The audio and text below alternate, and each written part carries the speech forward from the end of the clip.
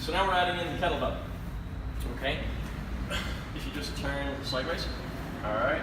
We don't want to again punch that lower back through, all right? So punch your hips through and have the kettlebell resting here. You want to use the abs to control the kettlebell when it's up in front, okay? So this should be almost like doing a plank. Keep that lower back full. First off, we're going to go really slowly before we add in reps. So bring the kettlebell off your chest just a little bit, right there. And I want you to imagine your elbows are up on a shelf. From here, we're gonna squat down, okay? Keeping those elbows on the shelf. You're gonna get as deep as you can, so Laura will be able to go all the way to the floor. Excellent. Keeping those elbows up and high. Super, and drive back up. Okay, now, again, imagining that she's restricted somewhere, come to about halfway down. Don't, just keep the spine neutral, yeah? So we're imagining this is where she starts to lose her length. What we're gonna do, fight to keep those elbows up, extending from right where my finger is, chest up, up, up, up, up. Now, big exhales to pull the hips down. Good. Each exhale, you're looking to get just a little bit more and more to the floor, okay?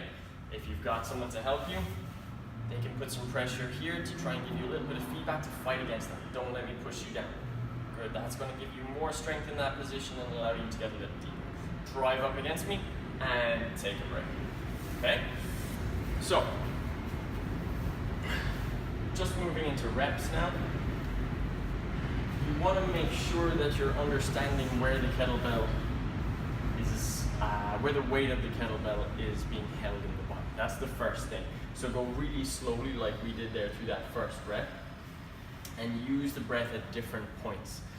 Really feel that you're keeping it in here as opposed to just letting it fall down here or into that lower back. So we're not just letting it dump here and we're not letting it pull us forward, okay?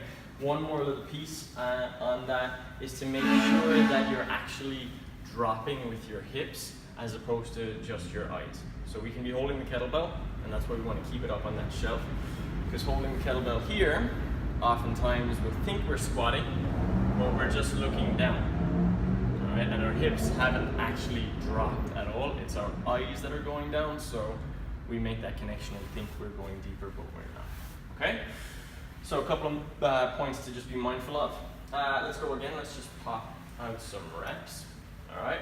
So now, as the weight gets heavier, the same way, but as the weight gets heavier, or you get more proficient with it, we're gonna go for faster reps. You can really let it rest on the chest, all right? I like to wrap the elbows underneath the kettlebell, stay strong, and you're gonna stay tall and drop down into your squats. Think elbows inside the knees. So let those knees open up a little bit. Yeah, there we go. And then drive. Good. Think pull yourself to the floor. Then drive to the ceiling. Pull to the floor. Drive to the ceiling. Keeping that trunk strong. Okay, 2 more. Pull to the floor. Drive to the ceiling. Paying attention to that lower back. Last one. Drive. Good. Okay. So with the squat, start on the bench, start from the top, from the bottom and work your way up. Mainly paying attention to where your ankles are, what your knees are doing, what your arches are doing, and then finally what your back is doing before you add in the kettlebell. When you add in the kettlebell, go light, use it as a counterbalance, keep it away from the body, and then work on bringing it closer into the body. And there's our squat.